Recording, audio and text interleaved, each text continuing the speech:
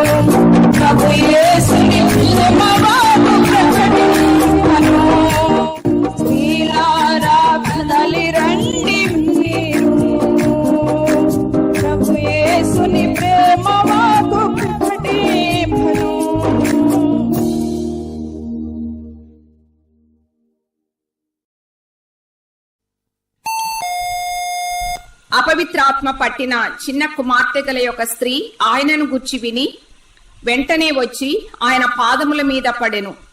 ఆ స్త్రీ సురోఫెనికయ వంశమందు పుట్టిన గ్రీసు దేశస్థురాలు. ఆమె తన కుమార్తెలో నుండి ఆ దయ్యమును వెళ్లగొట్టుమని ఆయనను వేడుకొనెను. ఆయన ఆమెను చూచి, పిల్లలు మొదట తృప్తి పొందవలెను, పిల్లల రొట్టె తీసుకుని కుక్క పిల్లలకు వేయుట యుక్తము కాదనెను. అందుకామె, నిజమే ప్రభువా, అయితే కుక్క పిల్లలు కూడా బల్ల క్రింద ఉండి పిల్లలు పడవేయు రొట్టె ముక్కలు తినును కదా అని ఆయనతో చెప్పెను. అందుకాయన, ఈ మాట చెప్పినందున వెళ్ళుము, దయ్యము నీ కుమార్తెను వదిలిపోయినదని ఆమెతో చెప్పెను. ఆమె ఇంటికి వచ్చి తన కుమార్తె మంచము మీద పండుకొని ఉండుటయు దయ్యము వదిలిపోయి ఉండుటయు చూచెను. మత్తయి సువార్తలో 15వ అధ్యాయము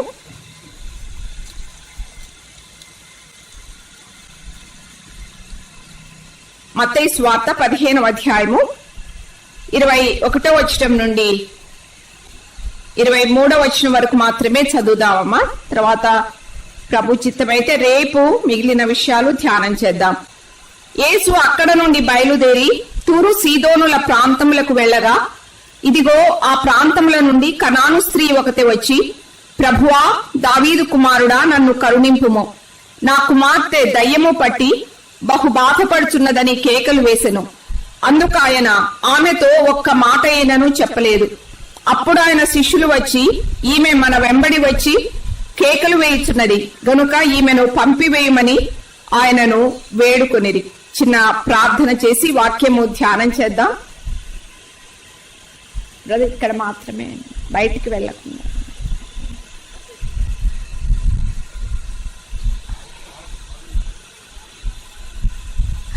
మహోన్నతుడమైన మా దేవా, సర్వోన్నతుడమైన మా తండ్రి, సర్వకృపానిధియగు మా ప్రియ ప్రభువా, పూజనీయుడమైన మా దేవా, అధిక స్తోత్రార్హుడా, గంభీరుడా, గొప్ప దేవా, మహిమగల మా రాజా, ఈ సాయంకాల వేళ మీ పాద సన్నిధి చేరి మా తలలు వంచి మిమ్మల్ని స్తుతిస్తున్నాం, మిమ్మలను పూజిస్తున్నాం, మిమ్మలను ఆరాధిస్తున్నాం. ఈరోజు ఉదయం నుండి మీ సన్నిధిలో ప్రభువా మమ్మలను కూర్చుండబెట్టి మాతో మీరు మాట్లాడిన ప్రతి సందేశాన్ని బట్టి మీకు స్తోత్రములు అర్పిస్తున్నాం. మీ ప్రియ కుమారుని మా కోసం అనుగ్రహించడానికి మీరు వెనుక తీయలేదు. ఆయనతో పాటు సమస్తమును మీరు మాకు అనుగ్రహిస్తున్నారు. మీ వాక్యమును ఇచ్చారు. తొలకరి వర్షముగా మీ ఆత్మను మాకు అనుగ్రహించారు. మా తండ్రి, బూరల ధ్వని వినే భాగ్యం మీరు మాకు అనుగ్రహించారు. మీకు స్తోత్రములు అర్పిస్తున్నాం. మా తండ్రి, ఈ సాయంకాలం ఇంకనూ మీ సన్నిధిలో మీ కొరకై, మీ మాటల కొరకై మేము కనిపెట్టుకుని ఉన్నాం, ఎదురు చూస్తున్నాం. మీ మాటలు వినవలనని కోరికతో ఉన్నాం. మా ప్రభా, చేరి వచ్చిన సోదరులందరితో మీరు మాట్లాడండి. మాకు క్షేమము, దీవెన, దిద్దుబాటు, పురికొల్పు కలిగించండి. మీరే మహిమ, ఘనత, ప్రభావాలు పొందుమని వేడుకుంటున్నాం. మా తండ్రి, మా మీద మీరు పరిశుద్ధాత్మను కుమ్మరించారు. ఆయన మాతో ఉన్నాడు, మాలో ఉన్నాడు, మా మధ్య ఉన్నాడు, సంచరిస్తున్నాడు. అందును బట్టి మీకు స్తోత్రములు. మీ దీవెన కూడా మా మీద కుమ్మరించే దేవుడవుగా ఉన్నందున మీకు స్తోత్రములు. మా ప్రియ ప్రభా, మీరు యోవేలు గ్రంథములో నుండి మాతో మీరు మాట్లాడుతున్నారు. మీకు స్తోత్రములు. యోవాషు జీవితములో నుండి మాతో మాట్లాడుతున్నారు. కొరింథీ మొదటి పత్రికలో నుండి మాతో మీరు మాట్లాడుతున్నారు. ప్రభా, ప్రతి సందేశాన్ని బట్టి మీకు స్తోత్రములు. మీరు మమ్మలను దర్శిస్తున్నారు. మా ప్రభా, మాలోని ఎండిన స్థితిని, వాడిపోయిన స్థితిని మీరు మార్చాలని ఇష్టపడుతున్నారు. మేము మీ కొరకై ఫలించాలని మీరు ఇష్టపడుతున్నారు.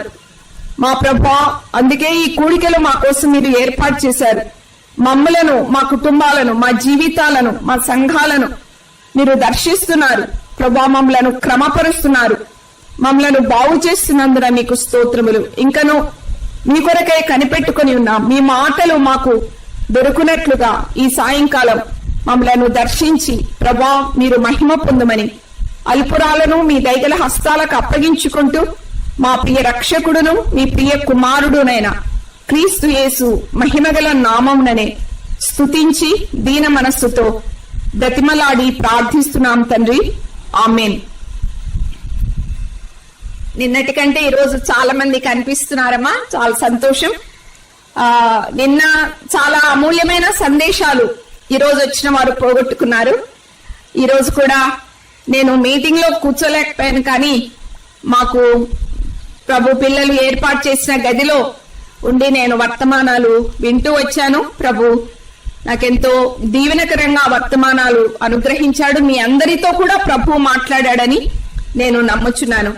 సరే, ఈ సాయంకాలం మనము ప్రభు సన్నిధిలో ఉండగా మత్తయి సువార్త 15వ అధ్యాయంలోను, మార్కు సువార్త 7వ అధ్యాయంలోను ఈ వాక్య భాగాన్ని మనం చదువుకున్నాం. నిన్నటి దినాన యోకెబేదు జీవితంలో నుండి కొన్ని విషయాలు ఊరికే ప్రారంభం మాత్రమే మనం చేశాం కదమ్మా. ఆమె జీవితాన్ని కొనసాగించట్లేదు. ఈ రోజు రేపు కూడా ఆమె జీవితం మీదనే ధ్యానించాలని మీతో పంచుకోవాలని చెప్పి నేను ఆశించాను.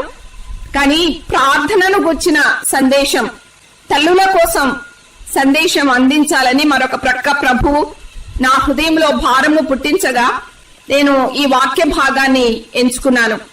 సరే, మనం చదువుకున్నటువంటి ఈ వాక్య భాగంలో కనబడుతున్నటువంటి కనాను స్త్రీ మనమందరము ఎరిగిన స్త్రీయే కదమ్మా. మత్తయి సువార్తలో ఆమెను గుర్చి కనాను స్త్రీ అని చెప్పబడింది. మార్కు సువార్తలో ఆమె గ్రీసు దేశస్థురాలు అని చెప్పబడినట్లుగా మనం చూస్తున్నాం. కనాను స్త్రీ అనే మాటలో పాఠమున్నది, గ్రీసు దేశస్థురాలు అనే మాటలో కూడా పాఠమున్నది. సురోఫెనికయ వంశస్థురాలు అని కూడా ఆమెను గుర్చి మనం చూస్తున్నాం.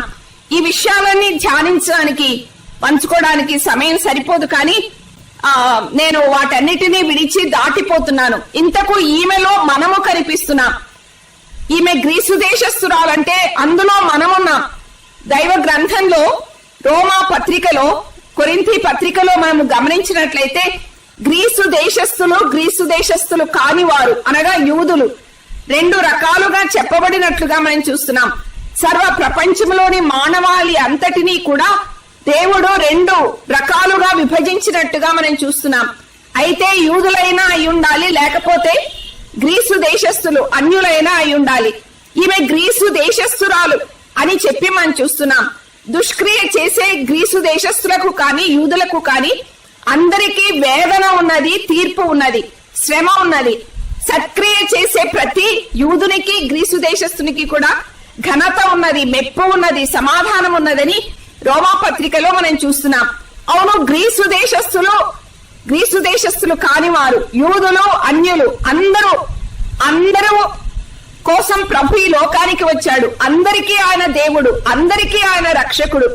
అందుకే యూదులేమి గ్రీసు దేశస్థులేమి పిలువబడిన వారికి క్రీస్తు దేవుని శక్తియు దేవుని జ్ఞానమునై ఉన్నాడు అని చెప్పి దైవ గ్రంథంలో మనం చూస్తున్నాం. మనము ఆ గ్రీసు దేశస్థులకు చెందిన వారం, యూదులు కాని వారమైన మనమందరము కూడా ఇక లోకంలో మిగిలిన వారందరూ కూడా ఈ జాబితాకు చెందిన వారే. అంటే అన్య జనాంగానికి చెందిన వారుగా కనబడుతున్నారు. మనమందరము కూడా ఆ గ్రీసు దేశస్థుల క్రిందనే ఉన్నవారం. అలాగైతే ఈ గ్రీసు దేశస్థురాలు మనకు పాఠంగా నిలబడినట్లుగా మనం చూస్తున్నాం. ఈ గ్రీసు దేశస్థులలో కూడా, ఈ అన్యులలో కూడా పిలువబడిన వారున్నారు, యూదులలో కూడా పిలువబడిన వారున్నారు. ముఖ్యంగా ఈమె గ్రీసు దేశస్థురాలు కాబట్టి ఈమె మీద మనము ధ్యానం ఉంచుతున్నాం. మనము పిలువబడిన వారం, అన్యులలో నుండి పిలువబడిన వారం, ప్రభుని ఎరుగని వారిలో నుండి పిలువబడిన వారం. యూదులము కాము. యూద మతల యొక్క ఆధిక్యతలు మనకు లేవు, ఆ ధన్యతలు మనకు లేవు. మనము అన్యులమైన మనలను ప్రభు పిలిచాడు. ఎంతో మంది వేల కొలది, మిలియన్ల కొలది, లక్షల కొలది ప్రజలు మన రాష్ట్రంలో ఉన్నారు, మన దేశంలో ఉన్నారు, ప్రపంచం అంతటిలో ఉన్నారు. కానీ ఇంతమందిలో మిలియన్ల కొలది ప్రజలలో కొంతమందిని ఆయన పిలిచాడు.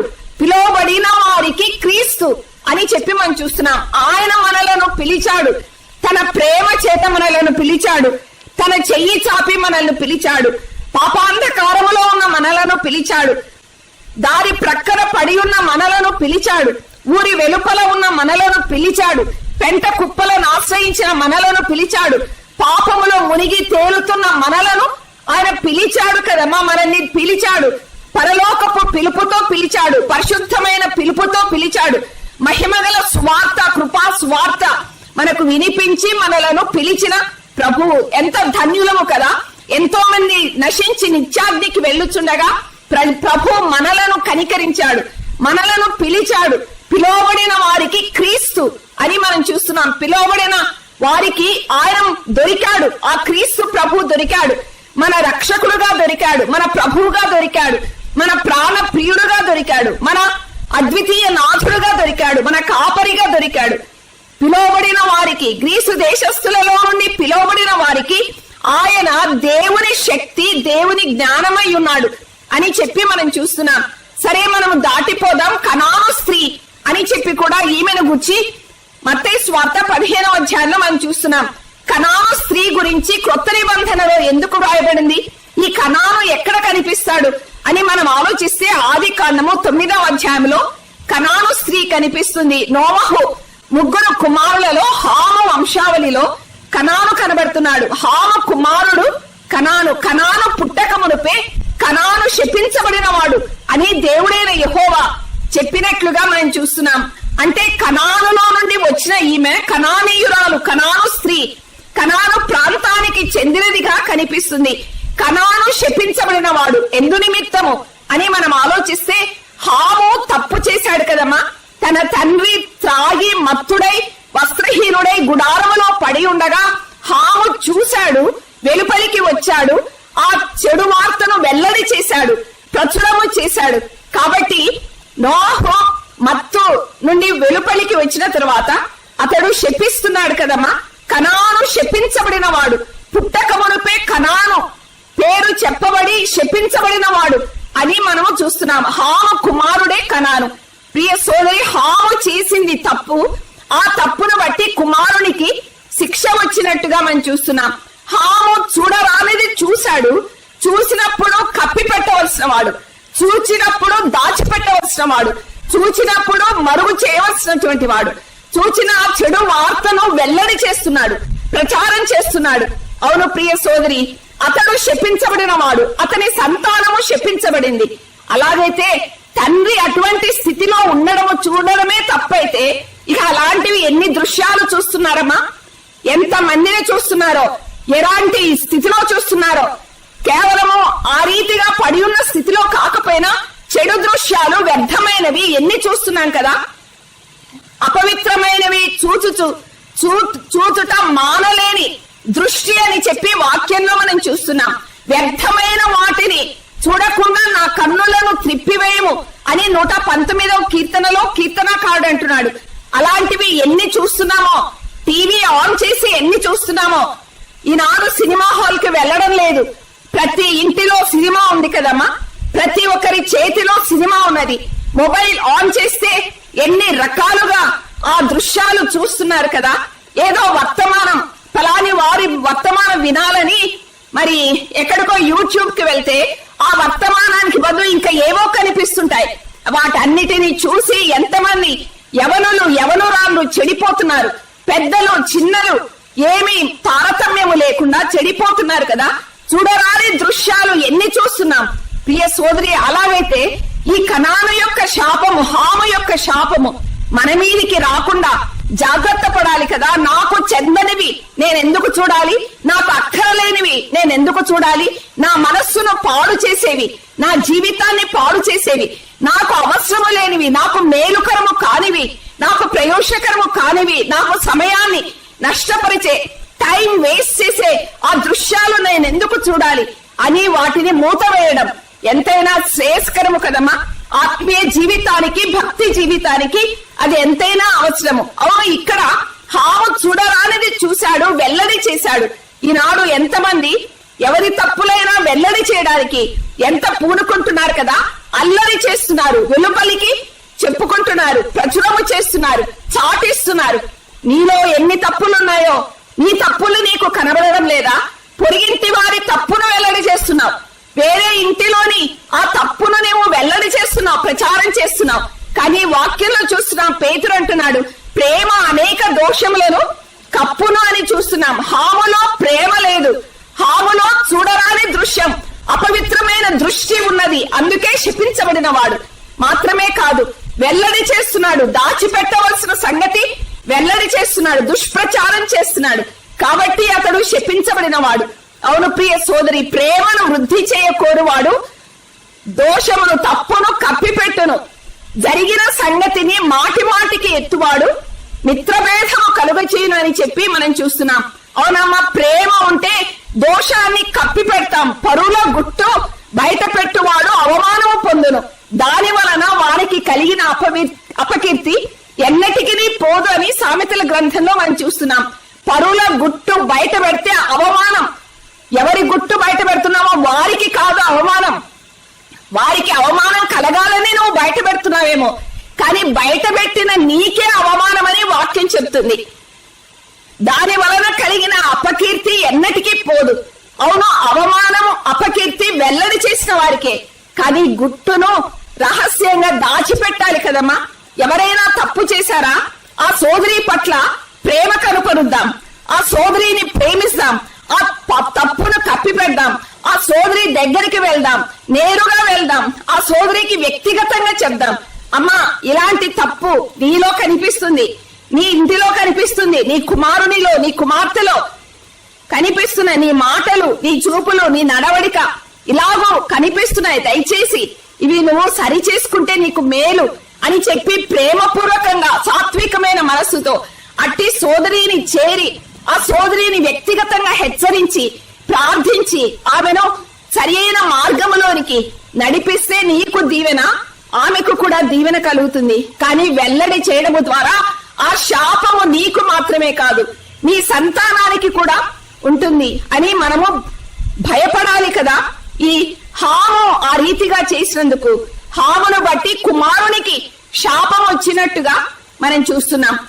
మరి హాము ఆ రీతిగా శపించబడిన వాడు దాసుడయ్యాడు కదమ్మా. షేము యాపెతులు దీవించబడిన వారు. షేము, హాము, యాపెతు ముగ్గురు కుమారులు నోవహుకు అని మనం ఎరుగుదము. షేము, యాపెతులు దీవించబడిన వారు, హాము అయితే శపించబడిన వాడు. అవును, దీవించబడిన వారు, వారికి ఇతను దాసుడయ్యాడు. అలాగైతే ఈ కనాను స్త్రీ ఎటువంటి కుటుంబానికి చెందిందో మనము చూస్తున్నాం, ఏ వంశానికి చెందిందో మనం చూస్తున్నాం, ఏ పరిస్థితులలో నుండి వచ్చిందో మనం చూస్తున్నాం. ప్రియ సోదరి, మనల్ని బట్టి శాపము మన పిల్లల మీదకి వస్తుందా? నిన్నటి దినాన మనం చూసాం కదా, యోవేలు గ్రంథములో 5 తరాలను గురించి మనము మొదటి అధ్యాయంలోనే మనం చూసాం. తర్వాత జోబ్దాస్ గారు చెప్పిన వర్తమానంలో కూడా తల్లిదండ్రులను బట్టి పిల్లల యొక్క జీవితాలు ఎలాగో వారు ఆ అనుభవాలు వారు పంచుకుంటారో మనము విన్నాం. అవును, మనల్ని బట్టి మన పిల్లలకు దీవెన కలుగుతుందా, శాపం కలుగుతుందా? మనల్ని బట్టి మన పిల్లలు చెడిపోతున్నారా? అవును, హామును బట్టి కనాను శపించబడిన వాడు. అలాగైతే ఈ కనాను స్త్రీ శపింపబడిన జనాంగములో నుండి వచ్చిన స్త్రీగా కనిపిస్తుంది. దాసురాలు, దాస జనానికి చెందినదిగా కనిపిస్తుంది. మనము కూడా ఒకప్పుడు దాసులం కదమ్మా. పాపానికి దాసులం, దుర్నీతికి దాసులం, అపవిత్రతకు దాసులం, సాతానుకు దాసులం, కడుపుకు దాసులం. కానీ ప్రభు మనలను విడిపించాడు. ఆ పరమ నుండి ప్రభు అయిన యేసుక్రీస్తు ఈ లోకానికి దిగి వచ్చాడు. సర్వాధికారి అయిన ఆ ప్రభు దాసుడుగా వచ్చాడు. దేవుడు మనుషుడుగా వచ్చాడు. శ్రీమంతుడు రిక్తుడుగా వచ్చాడు. ఆయన దాసుడుగా తన్ను తాను తగ్గించుకుని రిక్తునిగా ఈ లోకానికి దిగి వచ్చాడు. మరణము పొందినంతగా, అనగా శిలో మరణము పొందినంతగా తన్ను తాను తగ్గించుకొని విధేయత చూపించాడు. శిలువలో ప్రాణాన్ని ధారపోశాడు. పరిచారకుడుగా ఆయన కనబడుతున్నాడు. ఆ పరిచర్య శిలువలో ఆఖరి ఘట్టం ఆయన చేసి ప్రాణాన్ని ధారపోసి మృతులలో నుండి తిరిగి లేచాడు. ఆయన యందు విశ్వాసం ఉంచిన వారిని ఆయన విడిపించేవాడు. దాసత్వము నుండి విడిపించేవాడు, దుర్నీతి బంధకాల నుండి విడిపించేవాడు, సాతాను బంధకాల నుండి విడిపించేవాడు, పాపపు బంధకాల నుండి విడిపించేవాడుగా కనిపిస్తున్నాడు. ఈమె దాస జనాంగానికి చెందింది, శపించబడిన జనాంగానికి చెందినట్లుగా కనిపిస్తుంది. సరే, అటువంటి స్త్రీ మనకు మన స్థానములో నిలబడి మనకు పాఠాన్ని నేర్పిస్తున్నట్టుగా మనం చూస్తున్నాం. ఆమె గ్రీసు దేశస్తురాలు, ఆమె కనాను స్త్రీ అని చెప్పి మనం చూస్తున్నాం. ఆమె చేసిన ప్రార్థన మనము ఈ రోజు రేపు కొంత ధ్యానించాలని నా భారం అయి ఉన్నది. అసలు ఆమె పరిస్థితులు మనము గమనించినట్లయితే అన్ని రకాలుగా వ్యతిరేకతను ఎదుర్కొంటుంది కదమ్మా. ఆమె అన్యురాలు యూదుల వలన తృణీకరింపబడేవారు మొట్టమొదటిగా మనం చూస్తున్నాం. అంతేకాదు ఆమె ఒక స్త్రీలకు ఆ దినాలలో స్వాతంత్రము లేదు. సమాజంలోనికి రావడానికైనా లోపలికి వెళ్ళడానికైనా వారికి స్వాతంత్రం లేదు. పురుషులకు ఉన్నటువంటి స్వాతంత్రం ఆధిక్యతలు స్త్రీలకు లేవు. ఒక స్త్రీగా ఆమె తన పరిస్థితులలో మరి తృణీకారం ఎదుర్కొంటున్నట్టుగా మనం చూస్తున్నాం. అంతేకాదు సాతాను కూడా ఆమెకు వ్యతిరేకమయ్యాడు కదమ్మా. సాతాను ఆమె కుమార్తెను వశపరుచుకున్నట్టుగా మనం చూస్తున్నాం. ఆమె జీవితాన్ని ఆ చిన్న కుమార్తెను వశపరుచుకొని ఆ అపవిత్రాత్మ చేత ఆమె పట్టబడి బహుబాధపడుతున్నట్టుగా మనం చూస్తున్నాం. సాతాను వ్యతిరేక చర్యలు ఆమె మీద ఉన్నాయి. ఆమె జాతిని బట్టి ఆమె అన్యురాలుగా తృణీకరించబడింది, స్త్రీగా తృణీకరించబడింది, సాతాను వలన వశపరచబడిన కుమార్తెను కలిగింది. మాత్రమే కాదు ఆమె ప్రభువు దగ్గరికి వచ్చినప్పుడు ప్రభువు కూడా స్పందించడం లేదు కదమ్మా. ప్రభువు కూడా మౌనము వహించినట్టుగా మనం చూస్తున్నాం. ప్రభువు మౌనము వహిస్తే ఇంకా ఆమె ఎక్కడికి వెళ్ళాలి? అవును, ప్రభువు కూడా వ్యతిరేకంగా ఉన్నట్లు కనిపిస్తుంది. నా 5వదిగా మనం గమనించినట్లయితే శిష్యులు కూడా ఆటంకపరుస్తున్నారు కదమ్మా. ఈమెను పంపించివేయమని ఆటంకపరుస్తున్నారు. 5 రకాలుగా ఆమె వ్యతిరేక పరిస్థితులు ఎదుర్కొంటుంది. ఆమె 5 రకాలుగా ఈ ప్రతికూల పరిస్థితులు తన చుట్టూ ఆవరించిన వీటన్నిటినీ దాటుకుంటూ వీటన్నిటినీ అధిగమించి తన విశ్వాసాన్ని ఎంత గొప్పగా వెల్లడి చేసిందో, ఎంత ఆశీర్వాదకరంగా ఉందో ఆమె జీవితాన్ని ధ్యానిస్తుండగా మనకు అర్థమవుతుంది. అవును ప్రియ సోదరి, మనకు చక్కని పాఠాన్ని నేర్పిస్తూ మన స్థానంలో నిలిచిన ఈ కనాను స్త్రీ ఆమె యొక్క గొప్ప విశ్వాసం, వ్యతిరేక పరిస్థితుల మధ్య విశ్వాసాన్ని పోగొట్టుకోలేదు. చెక్కు చెదరని విశ్వాసం, అచంచల విశ్వాసం, గొప్ప విశ్వాసం ఆమె ఏ రీతిగా కలిగి జవాబును పొందిందో, ప్రతిఫలాన్ని పొందిందో, ఎంత ఆశీర్వాదకరంగా ఆమె జీవించిందో మనం చూస్తున్నాం.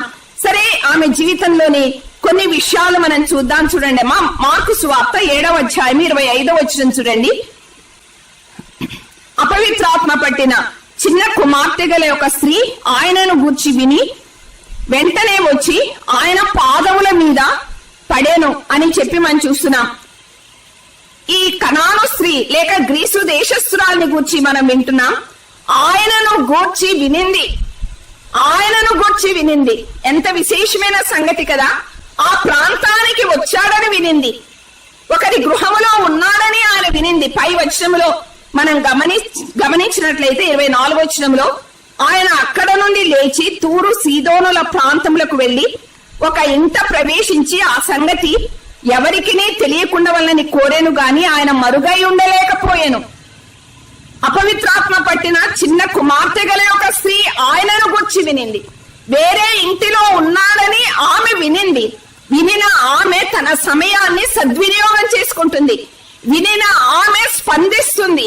వినిన ఆమె దానికి తగినట్లుగా తన సమయాన్ని ఉపయోగించుకుంటుంది, తన అవకాశాన్ని ఉపయోగించుకుంటుంది, తన ఎదుట తెరవబడిన ద్వారాన్ని ఉపయోగించుకుంటుంది. నిర్లక్ష్యము చేయలేదు.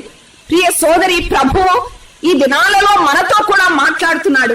ప్రతి పూట మాట్లాడుతున్నాడు, ప్రతి వర్తమానము ద్వారా మాట్లాడుతున్నాడు, ప్రతి దినము మాట్లాడుతున్నాడు, మాటి మాటికి మాట్లాడుతున్నాడు, మన బలహీనతలను ఎరిగి మాట్లాడుతున్నాడు. ఆయన మాటలు వింటున్న మనలో ఎలాంటి స్పందన కనిపిస్తుంది? మనలో ఆయన మాటలు ఏ కార్యాన్ని జరిగిస్తున్నాయి? ఈమెను గుర్చి మనము చూస్తున్నాం. ఆయనను గుర్చి వినింది, ఆయన చెంతకు వచ్చినట్టుగా మనం చూస్తున్నాం.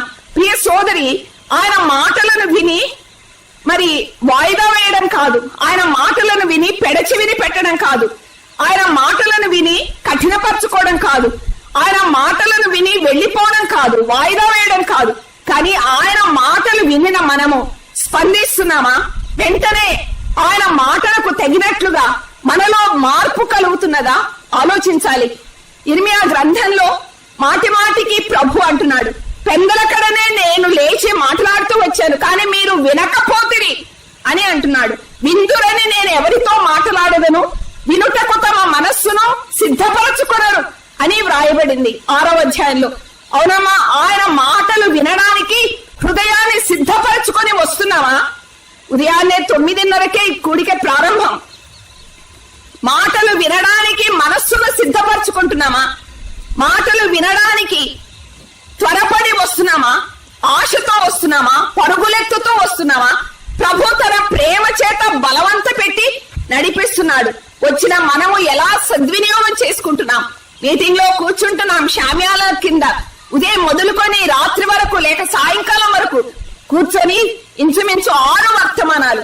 ఇన్నిసార్లు ఇంతగా ప్రభు మనతో మాట్లాడుతుండగా మనం ఎలా స్పందిస్తున్నాం? విందులని నేను ఎవరితో మాట్లాడుతును, మనస్సు వారు సిద్ధపరచుకున్నారు, వినుటకు మనస్సును సిద్ధపరచుకున్నారు అని వ్రాయబడింది. అలాగైతే ప్రియ సోదరి, మనస్సును సిద్ధపరచుకోవాలి. నేను ఈ దినము ఏ వర్తమానం కూడా పోగొట్టుకోకూడదు, ఏ అంశాన్ని కూడా పోగొట్టుకోకూడదు అని సిద్ధపరచుకోవాలి కదమ్మా. తెరవబడిన హృదయాలతో ప్రభు సన్నిధిలో మనము కూర్చొనవలసిన వారంగా ఉన్నాం. ఆయన సన్నిధిలో మనము గడపవలసిన వారంగా ఉన్నాం. ప్రియ సోదరి, ఈమెను గురించి మనం చూస్తున్నాం. ఆమె తన హృదయాన్ని సిద్ధపరచుకుంది. ఆమె ప్రభుని గురించి వినింది. ఇంకా ఇర్మియా గ్రంథం 22వ అధ్యాయంలో మనం చూసినట్లయితే, నీ క్షేమకాలమందు నీతో మాట్లాడితేనే కానీ నీవు నా మాటలను విననొల్లకపోతివి, నా మాటలను వినకపోతేయే నీ బాల్యము నుండి నీ వాడుక అని మనం చూస్తున్నాం. మీటింగ్ లో కూర్చున్నట్లే ఉంటాం, ముసుగు వేసుకొని కూర్చున్నట్లే ఉంటాం, వినినట్లే ఉంటాం, కానీ మన మనస్సు ఎక్కడో సంచారం చేస్తుంటుంది కదమ్మా. నా మాటలు వినకపోతేయే నీకు వాడుక, నీ క్షేమకాలమందు నీతో మాట్లాడితేని నాకు క్షేమం ఉన్నది, ఆరోగ్యం ఉన్నది, సుఖం ఉన్నది, సంపద ఉన్నది, విద్య ఉన్నది, ఉద్యోగం ఉన్నది, డిగ్రీలు ఉన్నాయి, సంపాదన అన్నీ ఉన్నాయి, పాడి పంట లోటు లేకుండా ఉంది, ఇక నాకు దేవునితో ఏం పని అన్నట్టుగా మనం ఉన్నామా? నీ క్షేమకాలమందు నీతో మాట్లాడితివి, కానీ నా మాట నీవు విననొల్లవైతివి. నా మాట వినకపోతే నీ వాడుక. ఇదేమా మన వాడుక? మీటింగ్ లో ఉన్నట్లే ఉన్నాం, కానీ ఆయన మాటలు వింటున్నామా? ఒక్కొక్క మాట, ఒక్కొక్క అంశము, ఒక్కొక్క వర్తమానం శ్రద్ధగా మనం వింటున్నామా? ఒక్కొక్క సెంటెన్స్ పోగొట్టుకోకుండా మనం వింటున్నామా? ప్రియ సోదరి, ప్రభు మనతో మాట్లాడుతుండగా శ్రద్ధగా ఆలకిద్దాం. ఈమె ప్రభుని గురించి వినింది, వచ్చి ఆయన పాదముల మీద పడుతున్నది కదమ్మా. ఆయన పాదముల మీద పడేవారిని ప్రభు ఎవరిని కూడా కాదనడు. ఆయన పాదముల మీద తన్ను తాను అప్పగించుకుంటుంది. అవును, మనము ఆయన పాదాల మీద పడాలి. మన సమస్య, మన పిల్లల సమస్య, భర్తల సమస్య, కుటుంబ సమస్య, పరిస్థితులు అన్ని ఆయన పాదముల మీద పడవేయాలి కదమ్మా. ఆయన పాదముల మీద పడడం అంటే ఇక ఆయనకు అప్పగించుకోవడం, ఆయన ప్రభుత్వానికి, ఆయన ఏలికకు అప్పగించుకోవడం, ఆయన చిత్తానికి అప్పగించుకోవడం, మనల్ని మనము ఖాళీ చేసుకోవడం, ఆయన పాదముల మీద మన సంగతి అంతా పడవేయడం, మన చింత యావత్తు ఆయన పాదముల మీద పడవేయడం. అవును, ఈమె ఆయన పాదముల మీద పడినట్టుగా మనం చూస్తున్నాం. ఆయన పాదములు నీకు ప్రియమైనవిగా ఉన్నాయా? ఉదయం కూడా మనం విన్నాం, మరియా ఆయన పాదముల యొద్ద కూర్చుంది, శిష్యురాలుగా కూర్చుంది. ఆయన నోటి నుండి వచ్చే ఒక్కొక్క మాట ఎంత శ్రద్ధగా వినింది కదమ్మా. ముమ్మారు ఆమె ఆయన పాదముల యొద్ద ఉన్నట్టుగా వ్రాయబడింది. ఆయన పాదముల యొద్ద కూర్చుని ఆయన బోధ విన్నది. ఆయన పాదముల మీద పడి ఏడుస్తున్నది, కన్నీరు కారుస్తుంది తమ్ముని విషయమై. ఆయన పాదముల యొద్ద కూర్చుండి ఆయన పాదములను అత్తరుతో కడుగుతున్నది కదమ్మా, ఆరాధిస్తున్నది. ఆయన పాదములు మరియకు ఎంత ప్రియమైనవో ఆయన పాదాలు వీడనిదిగా కనిపిస్తుంది. ప్రియ సోదరి, ఆయన పాదముల చెంత మరియ కనిపిస్తుంది, బేతనియ మరియ కనిపిస్తుంది. పాపాత్మురాలు ఆయన పాదముల మీద పడినట్లుగా మనం చూస్తున్నాం. రక్తస్రావ రోగం కలిగిన స్త్రీ ఆయన పాదముల ఎదుట సాగిల పడింది. అవును ప్రియ సోదరి, ఆయన పాదములు పట్టుకుంటున్నావా? ఆయన పాదములు పట్టుకుని విడవకుండా గోజాడుతున్నావా? షూనేమీయురాలు ఎలీషా పాదముల మీద పడింది. నేను నిన్ను విడవను, యెహోవా జీవముతోడు, నీ జీవముతోడు, నీవు వస్తేనే గాని నేను నిన్ను విడవను. ఆ రీతిగా ప్రభు పాదాలు పట్టుకుంటున్నామా? యాయీరు చావనై ఉన్న తన కుమార్తె కోసం ఆయన పాదముల మీద పడినట్టుగా మనం చూస్తున్నాం. ఈమె కూడా ఆయనను గుర్చి వినింది, ఆయన పాదముల మీద పడినట్లుగా మనం చూస్తున్నాం. ఆయన పాదములు ఎంత విశేషమైనవి అమ్మా, ఎన్నో రకాలుగా ఆయన పాదాలు వర్ణించబడినట్టుగా మనం చూస్తున్నాం. మేలిమి బంగారు మట్లయందు నిలిపిన చలువరాతి స్తంభములను పోలినవి అని మనం చూస్తున్నాం. ప్రియురాలు ప్రియుని యొక్క పాదాలు వర్ణించింది. ప్రియురాలు ఆ విశ్వాసి ప్రియుని యొక్క ప్రభు యొక్క పాదాలు వర్ణించడంలో ఎంతగా గమనించిందో, ఎంతగా చూసిందో, ఎంతగా హత్తుకుందో. ఆ పాదాలు ఆమెకి ఎంత ప్రియమైనవో. బంగారు మట్లయందు నిలిపిన చలువరాతి స్తంభములట. బంగారు విలువైనదే, చలువరాతి విలువైనదే.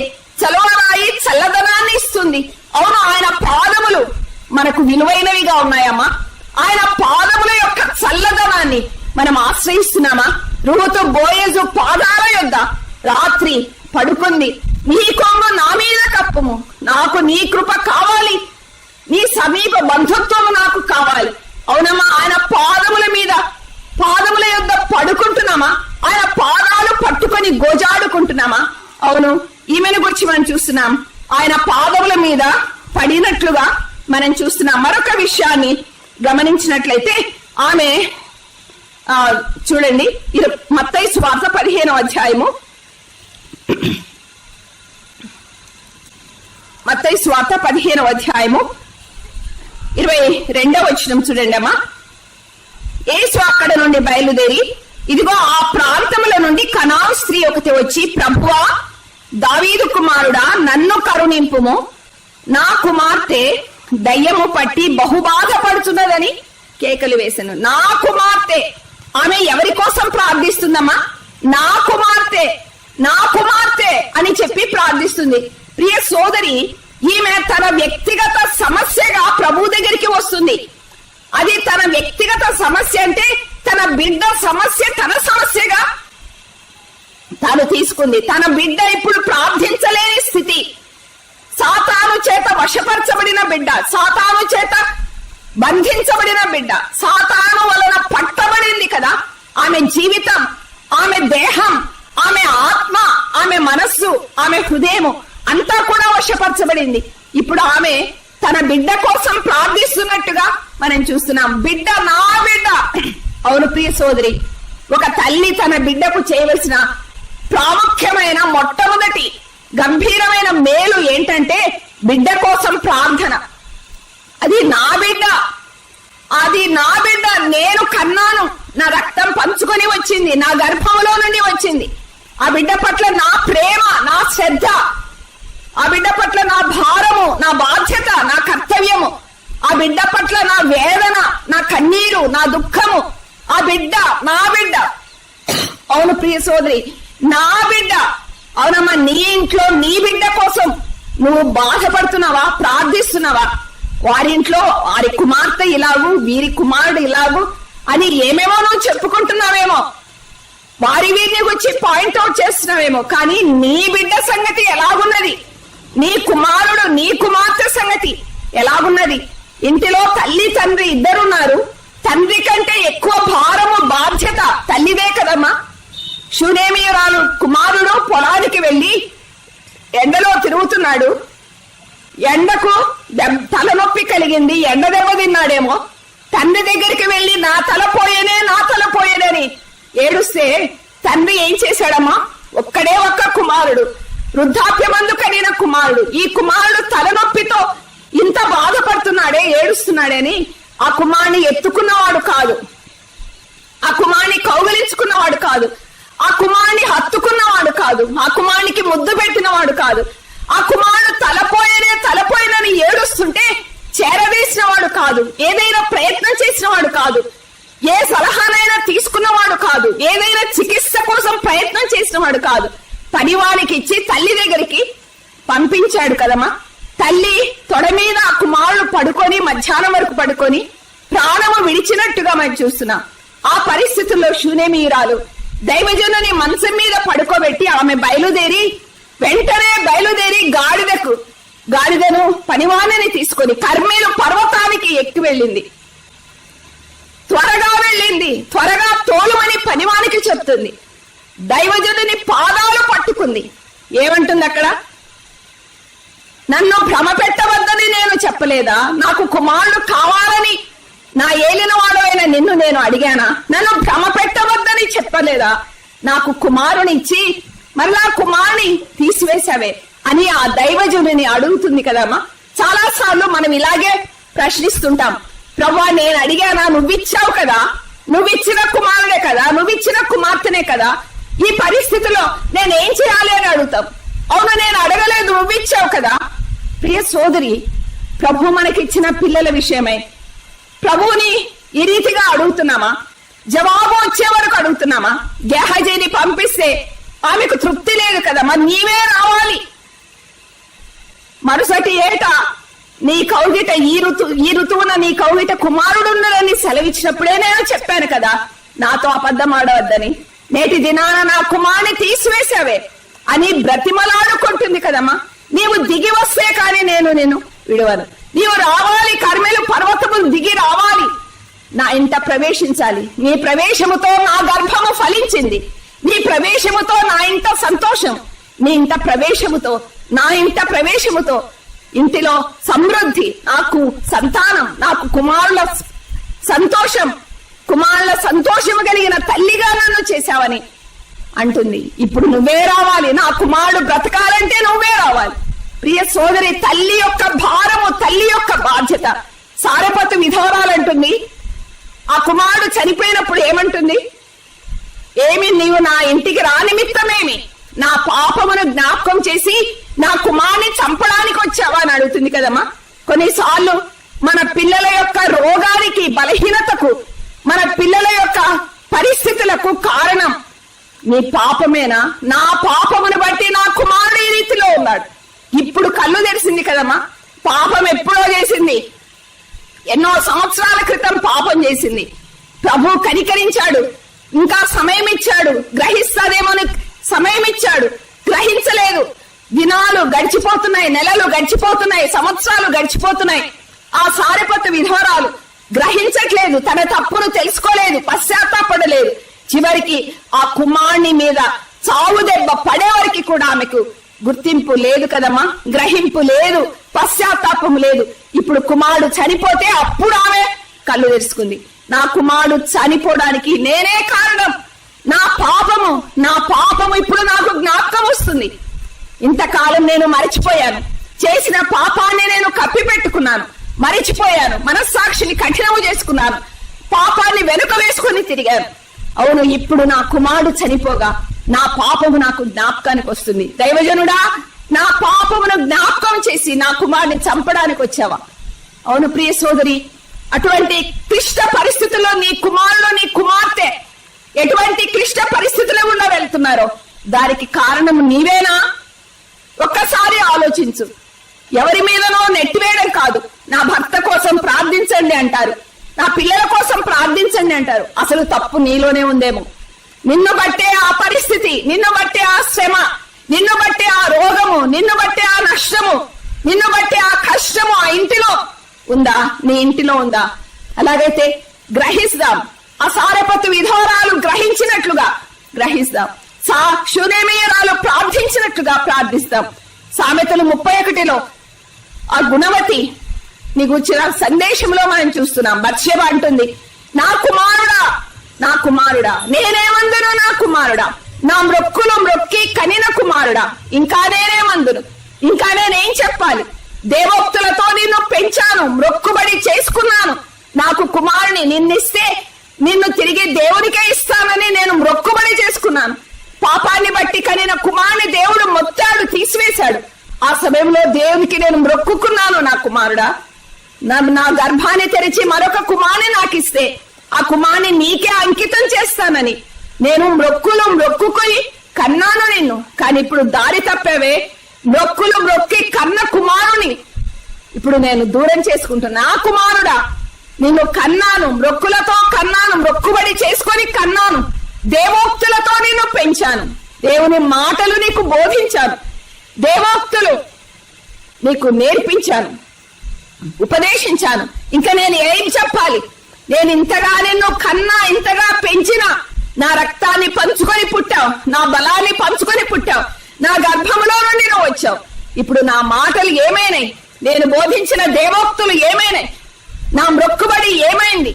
ఇప్పుడు నీవు దేవునికి దూరమైపోయావు, వాక్యాన్ని మర్చిపోయావు, నీతి సూక్తులు మర్చిపోయావు, న్యాయ విధులు మర్చిపోయావు, అన్యాయము చేస్తున్నావు, రాజుగా అక్రమ సంబంధాలు పెట్టుకున్నావు, నీవు ప్రమాణపూర్వకంగా వివాహం చేసుకున్నా, ఒక్క స్త్రీతో నీవు ఉండడం లేదు, 1000 మందికి నీ బలాన్ని పంచిపెట్టావు అని ఆ కుమారుని విషయమై ఎంతగా బాధపడుతుంది, ఎంతగా నలిగిపోతుంది. నా కుమారుడా, నా కుమారుడా, ఇంకా నేనేమందును? ప్రియ సోదరి, ఈ భారము, ఈ బాధ్యత తప్పిపోయినప్పుడు మనకు కలగడం కంటే దినదినము మన పిల్లల కోసం ప్రార్థించడం ఎంత అవసరం కదా. అవును, ఈమె నా కుమార్తె బహు బాధపడుతుంది, దయ్యము బట్టి బహు బాధపడుతుంది అని ఆమె ప్రార్థిస్తుంది కదమ్మా. అవును ప్రియ సోదరి, ఆ ప్రార్థన ఎంత స్పెసిఫిక్ గా ఉంది కదా. పర్టిక్యులర్ గా ఒక అంశం పెట్టి ప్రార్థిస్తుంది. ఖచ్చితమైన ప్రార్థనది. నా బిడ్డ, నా కుమార్తె దయ్యము పట్టి బహు బాధపడుతుంది. అసలు మన పిల్లల కోసం మనం చేయవలసిన మొట్టమొదటి ప్రార్థన, ప్రాముఖ్యమైన ప్రార్థన ఇదే కదమ్మా. వారి ఆరోగ్యం కోసం సరే, వారి విద్య కోసం సరే, వారి ఉద్యోగం కోసం సరే, వారి భవిష్యత్తు కోసం సరే, వారి క్షేమం కోసం సరే, వాటన్నిటిని మించి నా బిడ్డ సాతాను బంధకాలతో బంధించబడింది, సాతాను శక్తులు, పాపపు శక్తులతో ఆవరించబడింది. నా కుమార్తె సాతాను చేత వర్షపరచబడింది. జీవితము పాడైపోయింది. విచ్చలవిడి జీవితం, విచ్చలవిడిగా తిరుగుతుంది, విచ్చలవిడిగా మాట్లాడుతుంది, విచ్చలవిడిగా ప్రవర్తిస్తుంది. సాతానుకు దాసురాలైపోయింది, బంధకాలలో ఉంది, చెరలోనికి వెళ్లిపోయింది, దుర్వ్యసనాలతో నింపబడింది. నా కుమార్తె, నా కుమారుడు దారి తప్పాడు. గర్వం అనే దయ్యం పట్టింది, సోమరితనం అనే దయ్యం పట్టింది, అపవిత్రత అనే దయ్యం పట్టింది, అవిధేయత అనే దయ్యం పట్టింది. అవును, నా బిడ్డ బహుబాధపడుతున్నది. అవునమ్మా, మన పిల్లల కోసం మనం చేయవలసినటువంటి మొట్టమొదటి ప్రార్థన అంశం అదే అయి ఉండాలి కదా. నా బిడ్డను బాగు చేయి ప్రభువా, నా కుమారుని, నా కుమార్తెను బాగు చేయి ప్రభువా, దర్శించు ప్రభువా, విడిపించు ప్రభువా, బంధకాల నుండి విడిపించు, చెర నుండి విడిపించు, ఆ చీకటి శక్తుల నుండి విడిపించు, నా కుమార్తెను విడిపించు, ఆ కుమార్తె, నా కుమారునికి విజయాన్ని, సాతాను మీద విజయమునివ్వని ఎంతగా ప్రార్థించాలి, ఎంతగా మొర పెట్టుకోవాలి. నా కుమార్తె దయ్యము పట్టి బహుబాధపడుతున్నదని ఆమె ఒక ఖచ్చితమైన ప్రార్థన చేస్తున్నట్టుగా మనం చూస్తున్నాం. ఇంకా మనము గమనించినట్లయితే మత్తయి సువార్త 15వ అధ్యాయము 22వ వచనము, ఆ కనాను స్త్రీ ఒకతే వచ్చి, ప్రభువా, దావీదు కుమారుడా, నన్ను కరుణింపుము అని ఇక్కడ ప్రార్థిస్తుంది కదమ్మా. నన్ను కరుణింపుము. ఆమె నన్ను కరుణింపుము. బాధపడేది ఎవరమ్మా? బాధపడేది కుమార్తె. దయ్యము చేత పట్టబడి పీడించబడుతున్నది కుమార్తె. దయ్యము యొక్క వశములోనికి వెళ్ళింది కుమార్తె. కానీ ఈమె నా కుమార్తెను కరుణించమని చెప్పడం లేదు, నన్ను కరుణించుము. అవునమ్మా, మన పిల్లలు బాధపడుతుంటే ఎక్కువగా పిల్ల కంటే ఎక్కువ బాధపడేది తల్లి అనిపిస్తుంది కదమ్మా. కొన్నిసార్లు పిల్లలకి ఆ బాధ వారికి అర్థం కాదు, వారు గ్రహించలేరు. కానీ అది మనము మన అనుభవాన్ని బట్టి, లేకపోతే మన వయస్సును బట్టి, మన పెద్దతనాన్ని బట్టి మనము గ్రహిస్తాము. అయ్యో, బిడ్డ ఈ రీతిగా బాధపడుతుంది అని మనకు ఎక్కువ బాధ కలుగుతుంది. నన్ను కరుణించుము ప్రభా, నా బిడ్డ ఇంకా నమ్మలేదు, నా బిడ్డ ఇంకా నీ మార్గంలోనికి రాలేదు, నా బిడ్డ ఇంకా ప్రభు బలలో పాలు పంచుకోలేదు, ఇంకా బాప్తిస్మం పొందలేదు, నా బిడ్డ తెలుసుకోలేకపోతుంది. కానీ నేను నిన్ను తెలుసుకున్నా, నేను నీ బిడ్డను ప్రభా, నేను విశ్వాసిని, నేను నీ రక్తముతో విమోచింపబడిన దానను, నన్ను కరుణించు, నన్ను కరుణించు. నా బిడ్డ ఆ పరిస్థితిలో ఉన్నది, నేను చూడలేను, నా బిడ్డ పరిస్థితి నేను చూడలేకపోతున్నాను, తన బాధను నేను చూడలేకపోతున్నాను, తన యొక్క బంధకాలు తను చెడిపోతుండగా నా కుమారుడు, నా కుమార్తె చెడిపోవడం నేను చూడలేను ప్రభువా, నన్ను కరుణించు. నేను నీ బిడ్డను కదా, నా పేరు నీ జీవ గ్రంథమందు రాయబడింది కదా, నీ రక్షణ నాకు దొరికింది కదా, నేను నీ బిడ్డను కదా, నీ దాసురాల్ని కదా, నన్ను కరుణించు ప్రభా, నన్ను కరుణించి నా బిడ్డను బాగు చేయి. అవును, mercies to the children are mercies to the parents కదమ్మా. నన్ను కరుణించు, నా పట్ల నీ కృప, నీ కనికరము. అవును ప్రియ సోదరి, మన పిల్లలు బాగుపడాలంటే ఈ ప్రార్థన మనం చేయాలి కదా. నన్ను కరుణించుమని ప్రభుని మనము అడగవలసిన వారంగా ఉన్నాయి. Mercies to our children are mercies to us కదమ్మా. వారికి పట్ల చూపించే ఫేవర్ మనకు చూపించినట్లే. అవును, ప్రభు మనలను కరుణించాలని ప్రభుని అడుక్కోవడం ఎంత చక్కని ప్రార్థన. బానిసత్వము నుండి నా బిడ్డను, నా కుమారుని, నా కుమార్తెను విడిపించమని. నేను దాటిపోతానమ్మా. మరొక విషయం చూడండి, 22వ వచనము. నా కుమార్తె దయ్యము పట్టి బహుబాధపడుతున్నదని కేకలు వేసెను అని చెప్పి మనం చూస్తున్నాం. కేకలు వేసిన తల్లిగా కనిపిస్తుంది. ఆమె ప్రభువా అని అంటుంది, నన్ను కరుణించుమని అంటుంది, కేకలు వేస్తుంది కదమ్మా. స్పెసిఫిక్ ప్రార్థన, ఖచ్చితమైన ప్రార్థన మాత్రమే కాదు, కేకలు. ఆమె బిడ్డ కోసము కేకలు వేస్తుంది. మామూలు ప్రార్థన కాదు, సాదా ప్రార్థన కాదు, సామాన్యమైన ప్రార్థన కాదు, కానీ కేకలు. బిడ్డల కోసం కేకలు వేస్తున్నామా? బిడ్డలు భయంకరమైన దుస్థితిలో ఉన్నారు. మనము నిన్న ఈరోజు యోవేలు గ్రంథంలో జాతీయ దుస్థితిని గురించి, జాతీయ విపత్తు మొదటి అధ్యాయంలో మనం చూస్తున్నాం. అందుకే ప్రార్థన కొరకై పిలుపు కదమ్మా. అందరూ కూడి రండి అనే పిలుపు. అందులో తల్లి, తండ్రి, ప్రజలందరినీ పిలుస్తున్నారు. పెద్దలనే కాదు, యాజకులనే కాదు, పరిచారకులనే కాదు, మత్తులైన వారినే కాదు, అందరినీ, పెళ్లి కుమార్తె, పెళ్లి కుమారుడు, కన్యకలు, యవనులు, పిల్లలు అందరూ రావాలి. ప్రభు యొక్క కనికరాన్ని కోరుకోవాలి. అవునమ్మా, ప్రభు సన్నిధిలో కేకలు వేయాలి కదా. సామాన్యమైన ప్రార్థన కాదు. మన పిల్లల కోసం ప్రభు సన్నిధిలో కేకలు వేస్తున్నామా? ఆమె కేక వేసి ఆగిపోలేదు. ఉదయాన్నే లేచి ఒక కేక వేసి ఆగిపోలేదు.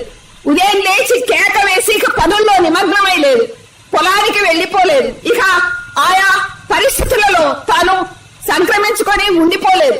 కానీ కేకలు వేస్తుంది కదమ్మా. మాటి మాటికి కేకలు వేస్తుంది, తరచుగా కేకలు వేస్తుంది. ఉదయం, మధ్యాహ్నం, రాత్రి మాత్రమే కాదు, ఎప్పుడు గుర్తుకొస్తే అప్పుడు ప్రభువా నా కుమార్తె, ప్రభువా నా కుమార్తె, నా కుమార్తెను బాగు చేయి, నన్ను కరుణించు, నా కుమార్తెను బాగు చేయి, నా కుమార్తెను విడిపించు, నా కుమార్తెకు విజయమునివ్వు. ప్రియ సోదరి, కేకలు వేస్తున్నామా? ప్రభు సన్నిధిలో కేకలు. మామూలు ప్రార్థన కాదు, కేకలు వేసే ప్రార్థన. అంధకారములో నుండి కేకలు వేయడం, భూమి గంతముల నుండి నేను కేకలు వేశాను అని కీర్తనకాడుంటున్నా. మొర పెట్టడం, కేకలు వేయడం. గది యొక్క తలుపులు, కిటికీలు అన్ని వేసుకొని నువ్వు ఒక్కదానివే ప్రభుతో మిగిలిపోయి కేకలు వేస్తున్నావమ్మా. ఎవరైనా ఉంటే కేకలు వేయలేం. చివరికి భర్త ఉన్నా కేకలు వేయలేం, పిల్లలున్నా కేకలు వేయలేం. కొన్నిసార్లు నీ బాత్రూంలోకి వెళ్ళి బాత్రూంలో మోకరించి కేకలు వేస్తున్నావా? అందరినీ పంపించి వేసి, వారి ఉద్యోగాలకి, వారి విద్యలకు పంపించి వేసి నువ్వు మాత్రమే మిగిలిపోయి ప్రభు సన్నిధిలో కేకలు వేస్తున్నామా? నీ కేకలు ప్రభుకి వినబడుతున్నాయా? ఒక్కసారి కాదు, కేకలు మాటి మాటికి, తరచుగా కేకలు వేసే వారంగా ఉండాలి. జవాబు వచ్చు వరకు. యెహోషాపాతు ఇశ్రాయేలు రాజుతో కూడా యుద్ధ భూమికి వెళ్ళాడు, రామోత్ గిలాదు మీదకి వెళ్ళాడు. సిరియా రాజు రథముల మీద 32 మంది అధిపతులను పెట్టి ఇశ్రాయేలు రాజునే హతం చేయండి, ఇశ్రాయేలు రాజు మీదనే గురి పెట్టండి అన్నారు. యెహోషాపాతే ఇశ్రాయేలు రాజు అనుకొని గురి పెట్టి బాణాలు విసిరాలని చూస్తుంటే యెహోషాపాత్ ఏం చేశాడమ్మా? కేకలు వేశాడు. యుద్ధ భూమిలో ఉండి కేకలు వేశాడు. అవును ప్రియ సోదరి, నేను ఇశ్రాయేలు రాజును కాదు ప్రభువా. భక్తి గలవాడు యెహోషాపాతు, రాజైన యెహోషాపాతు దేవుని సన్నిధిలో కేకలు వేశాడు. అప్పుడు ఆ శత్రువులు బాణములు వేట ఆపివేశారు కదమ్మా. అతన్ని తరుముట మానివేశారు. శత్రువు దాడి నుండి ప్రభు యెహోషాపాతు కేకలు విని తప్పించిన వాడుగా కనిపిస్తున్నాడు. అవునమ్మా, కేకలు వేద్దాం మనం కూడా. ప్రభు సన్నిధిలో కేకలు వేద్దాం. శత్రువు దాడు మన మీద ఉందా? సాతాను దాడులు మన మీద ఉన్నాయా? కేకలు వేద్దాం. ఛత్తీస్గఢ్ లో క్రైస్తవులను ఊచకోత చేయాలని చూస్తున్నారు, కేకలు వేస్తున్నామమ్మా. మన ఆంధ్రాకు కూడా అటువంటి పరిస్థితులు రావచ్చు. దేశమంతా భయంకరమైన పరిస్థితుల్లో క్రైస్తవులు ఉండగా కేకలు వేస్తున్నామా? నీ బిడ్డ కోసం కేకలు వేస్తున్నావా? అవును ప్రియ సోదరి, యెహోషాపాతు కేకలు వేయగా శత్రువుల దాడి నుండి తప్పించబడ్డాడు. ఒకసారి దైవజనుడైన ఎలీషా దగ్గరికి శిష్యులు వచ్చి, దైవజనుడు ఆ కుండలో విషం ఉన్నదని కేకలు వేసినట్టుగా మనం చూస్తున్నాం. ప్రియ సోదరి, కేకలు వేయవలసిన అవసరత నేడు మనకి ఎంత ఉన్నది కదా. ద్వితీయోపదేశకాండం 22వ అధ్యాయంలో ఒక కన్యకను ఒక పురుషుడు చెరిపినప్పుడు ఆమె కేకలు వేసినా ఆమెకు రక్షకుడు లేకపోయాడట. కేకలు వేసినా రక్షకుడు లేకపోయాడు. కానీ క్రొత్త నిబంధనలో మనకు రక్షకుడు ఉన్నాడు కదమ్మా. మనల్ని విడిపించే రక్షకుడున్నాడు. విషమును తొలగించే ఆ మెత్తని పిండి మన ప్రభు అయినటువంటి క్రీస్తు యేసే, కరుకుతనము లేని పిండి. ఇందాక మనము నైవేద్యాన్ని గురించి విన్నాం, పానార్పణం గురించి మనం విన్నాం. మన ప్రభు ఆ నైవేద్యం, ఆ గొర్రెపిల్ల, ఆ పానార్పణం మన ప్రభు అయి ఉన్నాడు. ఆ మెత్తని పిండి మన ప్రభు అయి ఉన్నాడు. ఈ చేదు, కుండలోని చేదు తీసివేయబడాలంటే ఆ మెత్తని పిండి కుండలో పడాలి కదా. అవును, విషమున్న కుండ, పిల్లలలో విషముంది, కుండలో విషమున్నది, హృదయములో విషమున్నది. నా పాపపు పాట ఒకటి ఉంది కదమ్మా, కరుణించి తిరిగి సమకూర్చుము ప్రభు అనే పాటలో, నా పాత్రలో విషమున్నది, నన్ను కరుణించి ఆ పాత్రలో ఆ మెత్తని పిండిగా నా పిండిని నా పాత్రలోకి వేయమని పాట. అవును ప్రియ సోదరి, కేక వేద్దాం. ఆ ప్రభువే ఆ కుండలోని విషాన్ని తీసివేసేవాడు. నా బిడ్డ, ఆ బిడ్డ హృదయంలో విషమున్నది ప్రభా, నా కుమారుని హృదయంలో, నా ఇంట విషమున్నది. చేదైన అనుభవాలున్నాయి, చేదు, పాపపు చేదు. గుణమెరుగక ఆ వెర్రి ద్రాక్షలను కోసి కూర కుండలో వేశారు. అవును, గుణము లేని ద్రాక్ష తీగలు. అవును, గుణహీనులము కదమ్మా, గుణహీనులము. తెంచబడిన వారము, కోయబడిన వారము, కుండలో వేయబడిన వారము, గుణహీనులమైన మనకి ఆ ప్రభువే గుణాన్ని ఇచ్చేవాడు, విషాన్ని తీసివేసేవాడు, విషాన్ని విరిచివేసేవాడు. అవును, మాధుర్యముగా చేసేవాడు. ఆ కుండలో ఇంకా ఏ జబ్బు లేకుండా చేసేవాడు. హృదయం అనే కుండలో ఉండే జబ్బు, ఆ విషము, ఆ చేదు పోవాలంటే ఆ మెత్తని పిండి, ఏ కరుకుతనము లేని ప్రభు, ఆ సాత్వికుడు, ఆ దీన మనసు గలవాడు, ఆ సాధుత్వము గలవాడు, ఆ మెత్తని పిండి మన ప్రభు అయినటువంటి క్రీస్తు యేసు హృదయములో పడినప్పుడు, కుటుంబంలో పడినప్పుడు, కుటుంబంలో చేరినప్పుడు, మన యొద్దకు దిగి వచ్చినప్పుడు మన దుఃఖాలన్నీ తొలగిపోతాయి కదా. మన విషయమంతా తీసివేసేవాడు ఆయనే. పేతురు సముద్రములో మునిగిపోతూ కేక వేశాడు.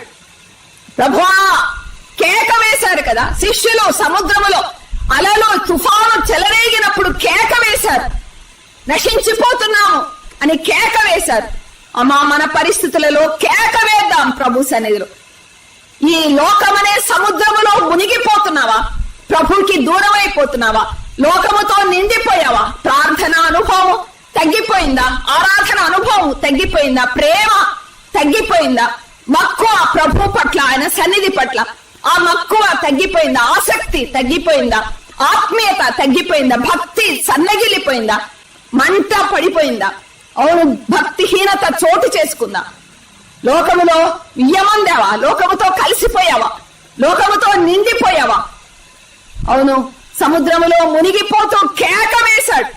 అవునమ్మా, నువ్వు కూడా లోకానికి సమీపమయ్యావు, ప్రభుకి దూరమయ్యావు, సంఘానికి దూరమయ్యావు, వాక్యానికి దూరమయ్యావు, భక్తిహీనతకు సమీపమయ్యావు, మునిగిపోతున్నావు. ఆత్మీయంగా మునిగిపోతున్నావా? కేక వేద్దాం. ప్రభువా, నన్ను కనికరించు, ప్రభువా, నన్ను రక్షించు, ప్రభువా, నా చెయ్యి పట్టుకో, ప్రభువా, నన్ను లేవనెత్తు, నన్ను నీ కోసం లేవనెత్తు ప్రభువా. నా భక్తి సన్నగిలింది, ప్రార్థన సన్నగిలింది, విశ్వాసం సన్నగిలింది, నీ పట్ల ప్రేమ సన్నగిలింది. నా ఇంట నీ సన్నిధి లేదు, నా పిల్లలు నీకు దూరం అవుతున్నారు. చదువైతే చదువుతున్నారు, అందమైతే ఉంది, ఆరోగ్యమైతే ఉంది, వస్త్రాలు ఉన్నాయి, అన్నీ ఉన్నాయి, భక్తి లేదు. భక్తిహీనులైపోయారు, అవిధేయులు, అపవిత్రులు, అన్యాయంగా ప్రవర్తిస్తున్నారు. అవును, నా పిల్లలను బాగు చేయి ప్రభా. అవును ప్రియ సోదరి, కేక వేద్దామా? మునిగిపోతున్నాం ప్రభా, నా కుటుంబం మునిగిపోతుంది. అప్పులకు లోనై మునిగిపోతున్నామా? శ్రమలకు లోనై మునిగిపోతున్నామా? లోకములో మునిగిపోతున్నామా? ప్రభా, కనికరించు, ప్రభా, రక్షించు, ప్రభా, విడిపించు అని కేకలు వేయవలసిన తల్లులంగా ఉన్నామమ్మా. ఇటువంటి తల్లుల ద్వారా పిల్లలకు ఎంత దీవెన ఉంటుంది. అవును, ఇక్కడ కేకలు వేస్తున్నట్టుగా మనం చూస్తున్నాం. అంత మాత్రమే కాదు, ఇంకా మనము గమనించినట్లయితే కరుణించుమని ఆమె ప్రార్థించింది, తల్లిగా ఆమె ప్రార్థించింది. కానీ ప్రభు యొక్క మౌనం కనిపిస్తుంది కదమ్మా. మత్తయి సువార్త 15వ అధ్యాయం చూడండి. మత్తయి సువార్త 15వ అధ్యాయము 23వ వచనము. ఆయనతో ఒక్క మాట అయినను చెప్పలేదు. నా కుమార్తె దయ్యము పట్టి బహుబాధపడుతున్నదని కేకలు వేసను, అందుకు ఆయన ఆమెతో ఒక్క మాట అయినను చెప్పలేదు. ప్రభు మౌనము వహించాడు. ఎందుకు మౌనము వహించాడు? ఇందులో 3 కారణాలున్నాయి. ఎంతగా ప్రార్థించింది, ప్రభు పాదాలు పట్టుకుంది, ప్రభుని గురించి వినింది. ఆ ప్రాంతంలో ఎంతో మందికి తెలిసింది ప్రభు వచ్చాడని. మరుగై ఉండలేకపోయాడు కదా. ఒక ఇంత ప్రవేశించాడు కానీ ఆయన మరుగై ఉండలేకపోయాడు. ఆయన వచ్చాడని ప్రజలకు తెలిసింది, జనాలకు తెలిసింది, కానీ ఎవ్వరూ సద్వినియోగం చేసుకోలేదు. కానీ ఈ స్త్రీని ప్రభు ప్రత్యేకంగా ఆకర్షించాడు కదా. ఆమె వచ్చింది, ఆమె ప్రభు ఉన్నాడని విని ప్రభు పాదాల మీద పడింది. ప్రభు దగ్గరికి వచ్చింది, ప్రభు పాదాల మీద పడింది, కేకలు వేస్తుంది, నన్ను కరుణించుము, నా బిడ్డ బహుబాధపడుతున్నది, కేకలు వేసి వేడుకుంటుంది. అవును, ఇటువంటి పరిస్థితుల్లో ప్రభు మౌనం వహించాడు. ఎందుకు మౌనం వహించాడు? ఏంటి? ఆమె ప్రార్థన సరియైన ప్రార్థన కాదా? ఆమె అక్కరంత తీవ్రమైనది కాదా? ఆమె ప్రార్థనకు జవాబు ఇవ్వడానికి యోగ్యురాలు కాదా? ఆమెకెందుకు ప్రభు మౌనం వహించాడు? ఆమె బాధ అంత తీవ్రమైనది కాదా? ఎంతమంది ఆయనకు దగ్గర కేకలు వేసి జవాబు పొందిన వారు ఉన్నారు. దావీదు కుమారుడా మమ్మను కరుణించమని కేకలు వేసి విడుదల పొందిన వారు, స్వస్థత పొందిన వారు, చూపు పొందిన వారు ఉన్నారు. ఎంతో మందిని కరుణించిన ప్రభు, ఆయన కృప కనికరముల కొరకు కనిపెట్టుకునే వారికి కృపనిచ్చిన ప్రభు, కరుణించిన ప్రభు, విడిపించిన ప్రభు, జవాబిచ్చిన ప్రభు. కానీ ఇప్పుడు ఈమె విషయంలో ఎందుకు మౌనం వహించాడు? మొరపెట్టు వారందరి ఎడల కృప చూపించేవాడు, ఎందుకు మౌనం వహించాడు? మొరపెట్టు వారికి, నిజముగా మొరపెట్టు వారికి సమీపంగా ఉండే ప్రభు ఇప్పుడు ఎందుకు మౌనం వహించాడు? వారు మొరపెట్టక మునిపే ఆలకించే ప్రభు ఎందుకు ఇప్పుడు మౌనంగా ఉన్నాడు? వారికి ఉత్తరం ఇచ్చిన ప్రభు ఇప్పుడు ఈమె విషయంలో ఎందుకు మౌనంగా ఉన్నాడు? అది సరి అయిన సందర్భము కాదా? సమయము సందర్భము లేకుండానే ప్రార్థిస్తుందా? ఎందుకు ఈయన మౌనము వహించాడు? ఆయన మౌనము వహించినందుకు ఈమె ప్రశ్నించలేదు కదా. ఏం ప్రభా, పలాని వారికి జవాబిచ్చావు, ప్రభా పలాని వారిని స్వస్థపరిచావు, పలాని వారిని విడిపించావు, పలాని వారిని లేవనెత్తావు, నాకెందుకు జవాబు ఇవ్వవు? నేను ఇంతగా మొరపెట్టుకుంటున్నా, కేకలు వేస్తున్నా, నీ పాదాల మీద పడ్డాను, నా బిడ్డ యొక్క బలహీనత నీకు చెప్పుకుంటున్నా, నువ్వెందుకు మౌనం వహించావు? ఏమి ప్రభుని ప్రశ్నించలేదు కదమ్మా. ఆమె అవిశ్వాసంతో వెళ్లిపోలేదు, ప్రభుని ప్రశ్నించలేదు, ఆయాసపడలేదు, అవిశ్వాసముతో వెళ్లిపోలేదు. కానీ ఇంకా కనిపెట్టుకుని ఉన్నట్టుగా మనం చూస్తున్నాం. మనమైతే ఏం ప్రభు, నాకెందుకు జవాబు ఇవ్వడం లేదు, ఎందుకు మౌనం వహించావు, ఎంతకాలం నాకు దూరంగా ఉంటావు, ఎప్పుడు నాకు జవాబిస్తావు, నా ప్రార్థన నీ చెవుల చొచ్చట్లేదా, ఎందుకు అని చెప్పి ఎన్ని ప్రశ్నలు వేసింది మా కదమ్మా. కానీ ఈమె ఏ ప్రశ్న వేయలేదు. కానీ ప్రభు సన్నిధిలో ఎలాగో కనిపెట్టి కొనసాగుతుందో మనము తర్వాత ప్రభు చిత్తమైతే రేపు చూద్దాం. కానీ ఇక్కడ ఆయన మౌనంగా ఉండడానికి 3 కారణాలు ఉన్నాయి. మొట్టమొదటిగా ఆమె ఏమని పిలుస్తుందమ్మా ప్రభుని? ప్రభువా దావీదు కుమారుడా అని పిలుస్తుంది.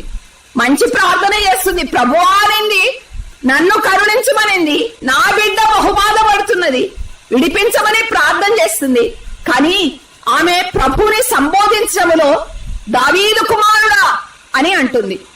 ఒక అన్యురాలుగా ఉండి, కనాను స్త్రీగా ఉండి, గ్రీసు దేశస్తురాలుగా ఉండి, శపింపబడిన జనాంగం నుండి వచ్చినదిగా ఉండి, దాస జనాంగానికి చెందినదిగా ఉండి, అన్యురాలుగా ఉండి, యూదా గోత్రానికి చెందిన ప్రభుని దావీదు కుమారుడా అని పిలుస్తుంది. ఆమె ఆయనను దావీదు కుమారుడు అని పిలవడానికి యోగ్యురాలు కాదు. ఆమె అన్యురాలుగా ఆయనను ఆ రీతిగా పిలవడానికి తగినది కాదు. ఆమె తన స్థానాన్ని మరచింది, తన స్థితిని మరచింది, తాను అన్యురాలని మరచింది, తాను ప్రభుని చాలా సులభంగా ఉపయోగించుకోవాలని చూసింది. ప్రభు పట్ల చులకన భావము కనపరుస్తుంది. అది యూదులు మాత్రమే ఉపయోగించే పదజాలం. ఇశ్రాయేలు వంశము మాత్రమే దావీదు కుమారుడాన్ని పిలవడానికి యోగ్యత కలిగిన వారు, అర్హత కలిగిన వారు.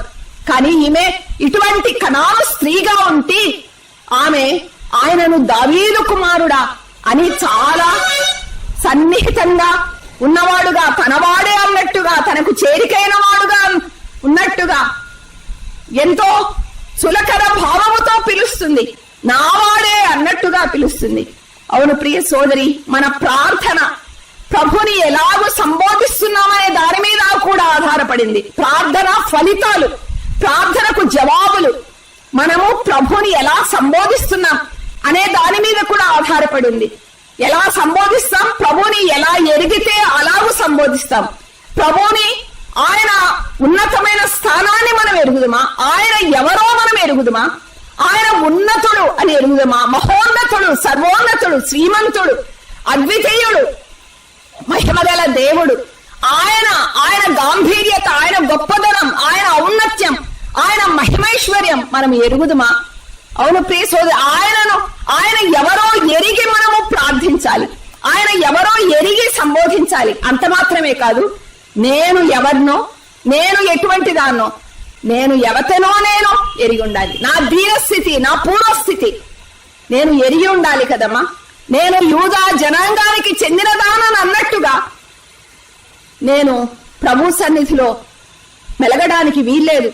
భక్తి భావాలు లేని రీతిగా ప్రవర్తించడం కాదు, ప్రభుని సంబోధించడంలో నా దీనస్థితి, నా అసలు స్థితి, నా నీచ స్థితి, నా దౌర్భాగ్య స్థితి నేను ఎరిగిన దాననై నన్ను నేను తగ్గించుకుంటూ, ఆయన సన్నిధిలో నన్ను నేను ఖాళీ చేసుకుంటూ, నా దీన స్థితిని బట్టి, నా అయోగ్యతను బట్టి నన్ను నేను తగ్గించుకొని ప్రభు సన్నిధిలో ఆయనను హెచ్చిస్తూ భక్తి భావముతో ఆయనను సంబోధించాలి గాని నాకు చెందినవాడు అన్నట్టుగా, లేకపోతే అంత చులకన భావమును ప్రభు ఎడల ఓవర్ ఫెమిలియారిటీ అంటారు. ఇంగ్లీష్ లో మంచి ఎక్స్ప్రెషన్ ఉంది, ఓవర్ ఫెమిలియారిటీ ప్రభు పట్ల మనము కనుపరచకూడదు కదమ్మా.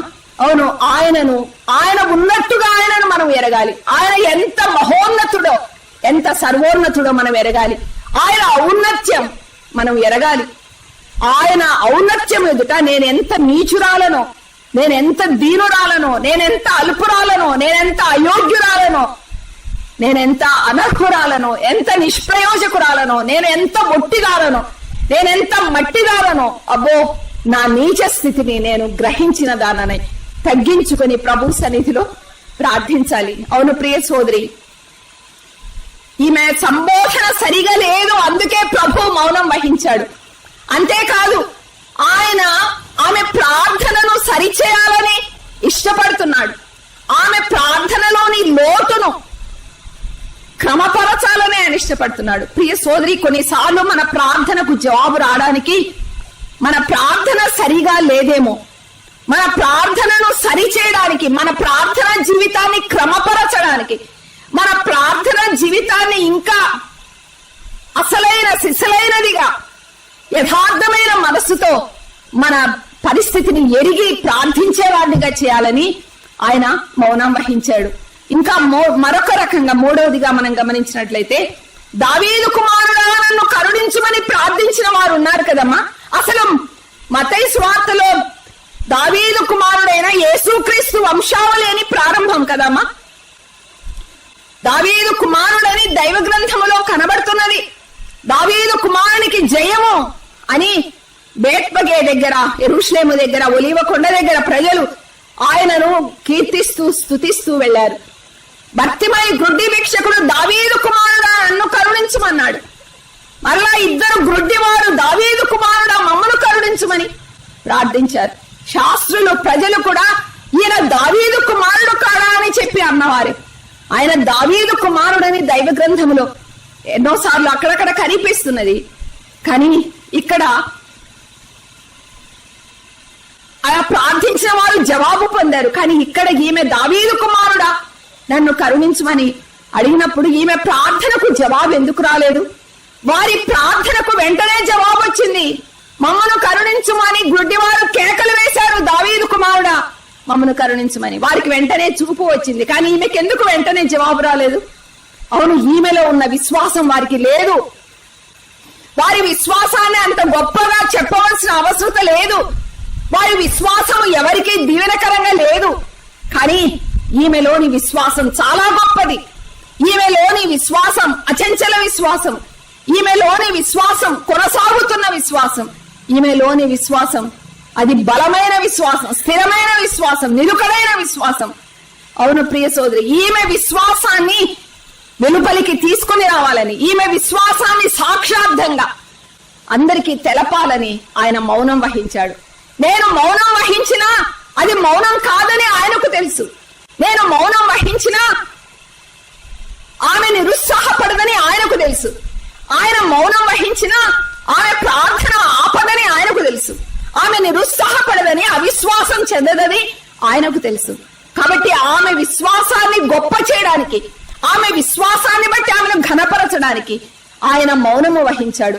ఆమె విశ్వాసాన్ని వెల్లడి చేయడానికి, ఆమె విశ్వాసాన్ని సాక్షార్థంగా అందరికి చాటి చెప్పాలని ప్రభు మౌనం వహించాడు. ఆమె విశ్వాసాన్ని బట్టి శిష్యులకు పాఠం, ఇశ్రాయేలీయులకు పాఠం. ఆమె విశ్వాసాన్ని బట్టి నేడు మనకి గొప్ప పాఠం. ఆమె విశ్వాసం అందరికీ దీవెన. ఆమె విశ్వాసం కుమార్తెకు దీవెన. ఆమె విశ్వాసం తనకు దీవెన. అవునమ్మా, ఆమె విశ్వాసం ఎంతమందికి ఆశీర్వాదకరంగా చేయాలని ప్రభు మౌనం వహించాడు. ప్రియ సోదరి, ప్రభు మన ప్రార్థనకు మౌనం వహించాడంటే అది ఆయన మౌనం పెడచెవిని పెట్టినట్టు కాదు, మన ప్రార్థనను ఆలకించడం లేదని కాదు, కానీ మనలోని భక్తి అనుభవాలు, మన విశ్వాసము వెలుపలికి తెచ్చి అనేకులకు సాక్షార్థంగా ఆయనకు మహిమకరంగా ఉండాలని ఆయన ఉద్దేశమైనది. మరొక విషయం చెప్పి నేను ముగిస్తానమ్మా. మత్తయి సువార్త 15వ అధ్యాయము 23వ వచనము. అందుకు ఆయన ఆమెతో ఒక్క మాట అయినను చెప్పలేదు. అప్పుడు ఆయన శిష్యులు వచ్చి ఈమె మన వెంబడి వచ్చి కేకలు వేయుచున్నది గనుక ఈమెను పంపివేయమని ఆయనను వేడుకొనిరి. ఇక్కడ మనం చూస్తున్నాం, ఆటంకపరిచిన శిష్యులు కనిపిస్తున్నారు కదమ్మా. ఆమె ప్రార్థనలో మౌనము వహించిన ప్రభువు మాత్రమే కాదు, ఆటంకపరిచిన శిష్యులు ఉన్నారు. ఈమె ప్రభుని వెంబడిస్తుంది, ప్రభుని వెంబడిస్తూ కేకలు వేస్తుంది, వేడుకుంటుంది, మనవి చేస్తుంది, కేకలు వేస్తుంది. ప్రభు పాదాల మీద పడింది, నా బిడ్డను కరుణించు, నన్ను కరుణించు, నా బిడ్డను బాగు చేయి, నా బిడ్డ బహు బాధపడుతున్నది, కేకలు వేస్తుంది కదమ్మా. కానీ ఈ శిష్యులు సెన్హరవే సెన్హరవే అని అంటున్నారు కదమ్మా. ఆమె మన వెంబడి కేకలు వేయకుండా ఆమెను పంపించివేయమని అడుగుతున్నారు. ఈ శిష్యులు కొన్నిసార్లు ఆటంకపరిచేవారు, కొన్నిసార్లు అభ్యంతరపరిచేవారు, కొన్నిసార్లు విసుక్కునేవారు. అవును, ఈ శిష్యుల యొక్క అనుభవాలు వారు తొందరపడే వారుగా కనపడుతున్నారు. ప్రార్థనకు డిస్టర్బెన్స్ కలిగిస్తున్నారు. అసలు అది వారికి డిస్టర్బెన్స్ గా ఉంది. మనకు ఆమె కేకలు మేము వినలేకపోతున్నాం, ఆమెను పంపించివేయమని అంటున్నారు కదమ్మా. గేహజీ కూడా షూనేమీరాలు ఎలీషా పాదాలు పట్టుకున్నప్పుడు ఆమెను తోలివేయడానికి వచ్చాడు. ప్రార్థనను ఆటంకపరిచేవారు ఉన్నారు. కొన్నిసార్లు ప్రార్థనను ఆటంకపరిచే భర్తలుంటారు, ప్రార్థనను ఆటంకపరిచే పిల్లలుంటారు, ప్రార్థనను ఆటంకపరిచే పరిస్థితులు ఉంటాయి. ప్రార్థనను ఆటంకపరిచేది ఇంకా ఏంటమ్మా? మొబైల్స్ ప్రక్కన పెట్టండి, స్విచ్ ఆఫ్ చేయండి. మేమంటే కొంతమందికి చాలా కష్టం, ఎందుకంటే మేము సాధారణంగా మొబైల్స్ ఆఫ్ చేసి ఉంటాం. ప్రార్థనకైనా మీటింగ్ కి అసలు తీసుకెళ్ళము, ప్రార్థనలో దూరం పెడతాము, వాక్య పఠన అయ్యే వరకు కూడా మొబైల్ జోలికి వెళ్ళాము. అందుకే మేము ఫోన్ కాల్స్ వచ్చినా వాటికి అటెండ్ కాం. ప్రియ సోదరి, ప్రార్థనకు ఆటంకంగా ఉండే ప్రతి దానికి మనము దూరంగా ఉండాలి. ప్రభుతో మాట్లాడుతుండగా వేరే మాటలు కాదు మనం వినాల్సింది. ఆ మహోన్నతుడైన ప్రభువుల ప్రభు, రాజుల రాజు, దేవాది దేవునితో మనం మాట్లాడుతుండగా మనుష్య మాతృనితో మాట్లాడటానికి ఆగు ప్రభువా, నువ్వు కాసేపు ఆగు, నేను ఇక్కడ మరొక ముఖ్యమైన వ్యక్తితో నేను మాట్లాడాలి అని ప్రక్కకు రావడం కాదు. ప్రభు ప్రార్థనలో ఉండగా పాలవాణి దగ్గరికి వెళ్తాం, ప్రార్థనలో ఉండగా పేపర్, ప్రార్థనలో ఉండగా టీవీ, ప్రార్థనలో ఉండగా పిల్లలు, ప్రార్థనలో ఉండగా కాఫీ, ప్రార్థనలో ఉండగా మొబైల్ ఫోన్ కాల్స్. ప్రియ సోదరి, ఆటంకపరచడం మనము గమనిస్తున్నాం కదా. ఈ శిష్యులు ఆటంకపరిచేవాడు. ఆమెకు త్వరగా జవాబిచ్చి పంపించివేమని వారి ప్రార్థన, వారి మనసు. ఆమె మన వెంబడి రాకుండా, ఆమె కావాల్సిందేదో ఆమె కేకలు వేయకుండా, ఆమె కేకలు కొనసాగకుండా మన వెంబడి వస్తుంది. ఆమె అన్యురాలు, వీరేమో యూదుడు. జాతి భేదం మీరు కనపరుస్తున్నారు. ఈ అన్యురాలు మన వెంబడి రాకుండా ఆమెను పంపించివే. ఆమె కేకలు వినలేకపోతున్నాం. ప్రియ సోదరి, ఇంకెంతసేపు ప్రార్థన, ఎంతసేపు ప్రార్థన, ఇంకా కట్టి పెట్టేసే అనేవారు ఉంటారు కదమ్మా.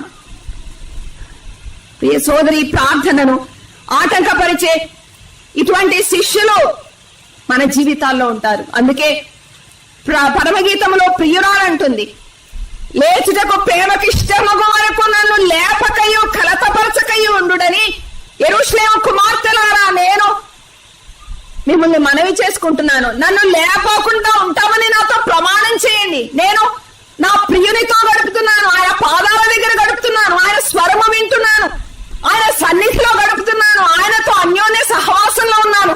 నన్ను ఆటంకపరచవద్దు యెరూషలేము కుమార్తెలారా. కొన్నిసార్లు మన శరీరమే మనకు ఆటంకం, మన మనస్సు మనకు ఆటంకం, నిద్ర ఆటంకం. అవును, నాకు లేచుటకు, ప్రార్థన నుండి నాకు లేచుటకు ఇష్టమగు వరకు, నాకు తృప్తి కలుగు వరకు, నా ప్రియునితో నేను తృప్తిగా గడిపాను, సమృద్ధిగా గడిపాను, సంతృప్తిగా గడిపాను, సంతోషంగా గడిపాను, సన్నిహితంగా గడిపాను, సమృద్ధిగా అనుభవించాను ఆయన పాదాలను అని, నాకు తృప్తి కలిగే వరకు నన్ను లేపక కలతపరచక ఉంటామని ప్రమాణం చేయండి అని అంటుంది. అవును ప్రియ సోదరి, వీరు ఆటంకపరుస్తున్నారు. ఆమె పట్టు విడవకుండా ప్రార్థిస్తుంది కదమ్మా. కాబట్టి ఆమెను ఆపమని ఇండైరెక్ట్ గా వారు చెప్తున్నట్లుగా మనం చూస్తున్నాం. ఎక్కువసేపు ప్రార్థిస్తుంటే ఆటంకపరిచేవారు ఉంటారు, లేవమని చెప్పేవారు ఉంటారు, ఇంకా చాలే ఆమెనని చెప్పేవారు ఉంటారు, ప్రార్థన ముగియక మునిపే ఆమెనని చెప్తుంటారు కొంతమంది. అంటే ఇండైరెక్ట్ గా ఇంకా ఆపు అని. మాత్రమే కాదు, ఆమె ప్రభు వెంటబడింది, కేకలు వేస్తుంది. మేము సమీపంగా ఉండాలి, శిష్యులమైన మేము సమీపంగా ఉండాలి, యూదులమైన మేము దావీదు కుమారునికి మేము సమీపంగా ఉండాలి. ఈ అన్యురాలు, ఈ శపించబడింది, ఈ కనాను స్త్రీ, గ్రీసు దేశస్తురాలు, ఈ దాస గృహానికి చెందిన, దాస జనాంగానికి చెందిన ఈ అన్యురాలు ఆయన వెంబడి రావడం ఏంటి, మా వెంబడి రావడం ఏంటి, ఆయనను దావీదు కుమారుడు అని పిలవడం ఏంటి, ఆయనను ప్రభు అని పిలవడం ఏంటి, ఆయన కనికరం కోసం ప్రార్థించడం ఏంటి? మేము ముఖ్యంగా ఉండవలసిన, మేము ఆయనకు సమీపంగా ఉండాలి. అవును ప్రియ సోదరి, ఎవరైనా మనకంటే ఎక్కువగా ప్రార్థించే వారిని చూసి మనం అసూయ పడుతున్నామా, ఆయాసపడుతున్నామా, ఆటంకపరుస్తున్నామా? నాకంటే ఏమి ఎక్కువ ప్రార్థన చేస్తుంది, నాకంటే చక్కగా ప్రార్థన చేస్తుంది, నాకంటే యథార్థమైన మనసుతో ప్రార్థన చేస్తుంది, ఆమె నాకంటే చక్కని ప్రార్థన చేస్తుంది, ఈమె ప్రార్థనను ఎట్లయినా ఆటంకపరచాలి. ప్రియ సోదరి, ఇటువంటి స్వార్థపూరితమైన వేషధారణతో కూడిన అనుభవము ఈ శిష్యులది. అవును, వారు జాతి భేదం కనపరిచేవారు, ఆటంకపరిచేవారు, సన్నిహితంగా ఎవరిని ఉండనిచ్చేవారు కాదు, వారికంటే ఎవరు ముందుకు రావడానికి ఇష్టపడేవారు కాదు, ఎవరు ప్రార్థనలో ముందుకు వెళ్ళడానికి ఇష్టపడేవారు కాదు. కానీ మనమైతే అటువంటి శిష్యులంగా మనం ఉండకుండా ప్రార్థనలో ముందుకు వెళ్లే వారిని గురించి మనం సంతోషపడుతూ, వారిని ప్రోత్సహిస్తూ, వారి వలె మనం కూడా ఉండడానికి, వారి వలె ప్రార్థించడానికి, వారి వలె కేకలు వేయడానికి, వారి వలె యథార్థమైన మనసుతో కేకలు వేయడానికి, వారి వలె వెంబడించడానికి. అవును, మనం కూడా నేర్చుకున్నాం. ఈమె ప్రార్థనలో కొన్ని విషయాలు మనం జ్ఞాపకం చేసుకున్నాం. ఇంకా మిగిలిన విషయాలు ప్రభు చిత్తమైతే రేపు మనము ధ్యానం చేద్దామమ్మా. తల్లిగా ఆమె ప్రార్థన, ఆమె ప్రభుని గుర్చి వినింది, ప్రభు పాదముల మీద పడింది. తల్లిగా తన బిడ్డ కోసం నా కుమార్తె అని ప్రార్థించింది. ఖచ్చితమైన ప్రార్థన ఆమె చేసింది. కేకలు వేసింది కదమ్మా, కరుణించమని ప్రార్థించింది. నా బిడ్డ బాధ తాను చెప్పుకోలేని స్థితి, కాబట్టి నేను ప్రార్థిస్తున్నానని కరుణించమని ప్రార్థించింది. మాత్రమే కాదు, ప్రభు మౌనము వహించడానికి 3 కారణాలు మనం చూసాం. కేకలు వేసే ప్రార్థన, కొనసాగిన ప్రార్థన, అంత మాత్రమే కాదు, ఆటంకాలు ఎదుర్కొన్నప్పుడు ఆమె ఎలాగూ ముందుకు ప్రార్థనలో కొనసాగిందో, ప్రార్థనలో ప్రభు మౌనానికి, ఆమె సంబోధనను సరిచేయడానికి, ఆమె తన స్థితిని గమనించడానికి, తన ప్రార్థనను సరిచేయడానికి మాత్రమే కాదు, ఆమె గొప్ప విశ్వాసాన్ని వెలుపలికి సాక్షార్థంగా ప్రభుకి మహిమకరంగా అనేకులకు ప్రయోజనకరంగా చేయాలని ఆయన మౌనం వహించాడు. ఆయన మౌనం వహించాడంటే అది మన మేలు కోసమే. జవాబు ఇవ్వడానికే ఆయన మౌనం వహించాడు. తన మహిమను కనపరచడానికే ఆయన మౌనం వహించాడు. ఇంకా ఆ విశ్వాసాన్ని బహిరంగంగా సాక్షార్థంగా వెలుపలికి తీసుకుని రావడానికి ఆయన మౌనం వహించాడు.